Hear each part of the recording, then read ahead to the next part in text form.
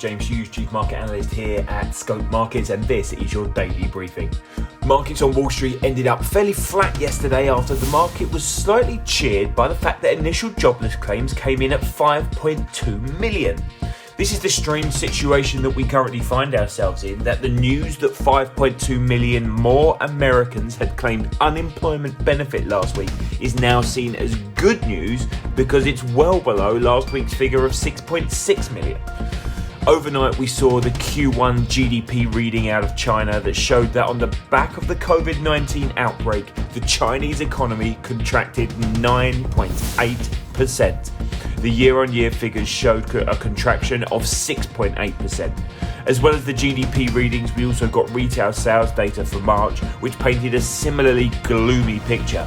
In March, sales dropped by 15.8%, which was worse than the negative 10% expected, but much better than February's reading of a downside move of 20.5%. Of course, China is coming out of lockdown, but the figures are still starting to come in for the first quarter, where we saw the biggest amount of effect on the Chinese economy. Earnings have been a key driver for markets over the last week, as pretty much every financial institution on Wall Street reported a huge profit hit and warned that there was much more pain to come for the rest of the year. Yesterday saw Morgan Stanley warn on profits, but also state that trading profits had helped to ease the blow.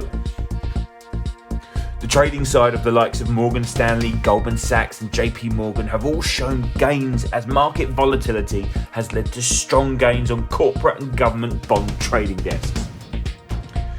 Inflation data will be the focus on the economic calendar as Eurozone readings are expected. The inflation picture is unlikely to cause too much of a stir for markets at this time. However, the inability of Eurogroup finance ministers and leaders to agree a significant bailout again brings into question the future of the single currency. The euro is fighting off its fourth major crisis since its birth 20 years ago, and the bloc's failure to deal with past crisis is leaving their hands tied when it comes to dealing with the coronavirus crisis, which will likely dwarf the others in terms of its long-term economic impact. We will see the usual unwinding of positions as we head into the weekend due to the unknown picture of the virus and the potential for headlines to change or worsen. Investors have been unwilling to hold risk over the weekend due to the fear of market gaps on the open.